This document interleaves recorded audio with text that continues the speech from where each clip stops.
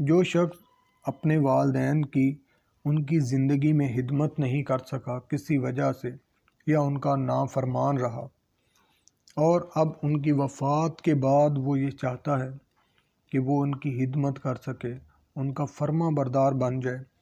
اور اس کو ان لوگوں میں شامل کر لیا جائے کہ جو اپنے والدین کے ساتھ نیک سلوک کرنے والے ہیں،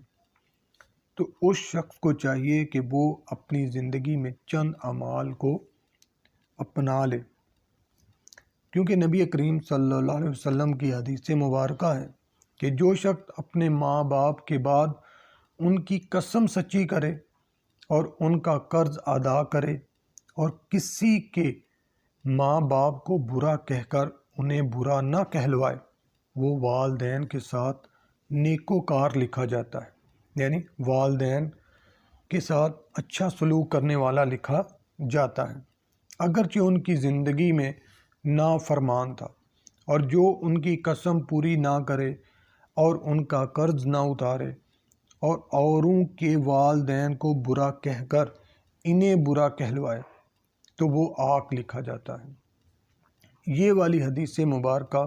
اور اسی طرح کی اور احادیث مبارکہ ہیں جن میں مختلف کام جو ہیں وہ بیان کیے گئے ہیں، اعمال بیان کیے گئے ہیں، اور ان کا خلاصہ یہ ہے کہ والدین کی وفات کے بعد ان کی قسم سچی کرتا ہے۔ قسم سچی کرنے سے مراد یہ ہے کہ والدین نے زندگی میں قسم کھائی تھی کہ جب وہ زندہ تھے تو انہوں نے قسم کھائی تھی کہ ہمارا بیٹا فلاں جگہ نہیں جائے گا، فلاں سے نہیں ملے گا، یا فلاں برا کام نہیں کرے گا، تو اب یہ اس کو سچا کرے، اس جگہ نہ جائے، اس بندے سے نہ ملے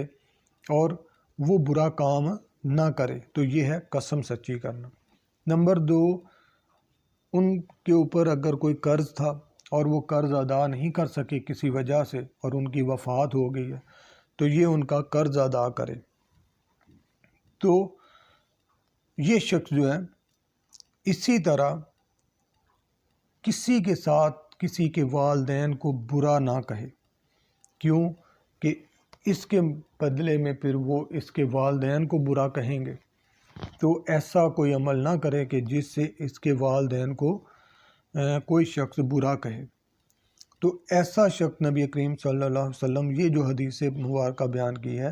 اس کے مطابق وہ شخص جو ہے وہ ان لوگوں میں شامل ہو جائے گا کہ جو اپنے والدین کے ساتھ نیک سلوک کرنے والے ہیں۔ اسی طرح ایک اور حدیث ہے کہ جس میں نبی پاک صلی اللہ علیہ وسلم نے ارشاد فرمایا کہ جو اپنے ماں باپ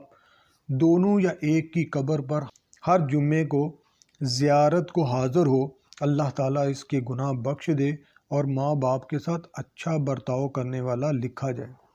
اس حدیث مبارکہ سے پتہ چلا کہ ہر جمعے کو، کم از کم ہر جمعے کو اپنے والدین کی قبر پر جانا، یہ بھی ایک ایسا عمل ہے کہ جس سے انسان جو ہے وہ اپنے والدین کے ساتھ اچھا سلوک کرنے والا شمار کیا جاتا ہے۔ اسی طرح بعض حدیث میں آیا ہے کہ وہ اپنی نماز کے ساتھ اپنے والدین کی نماز پڑھے، روزہ رکھنے کے ساتھ والدین کا روزہ رکھے۔ اس سے مراد یہ ہے یا تو وہ نیت کر لے،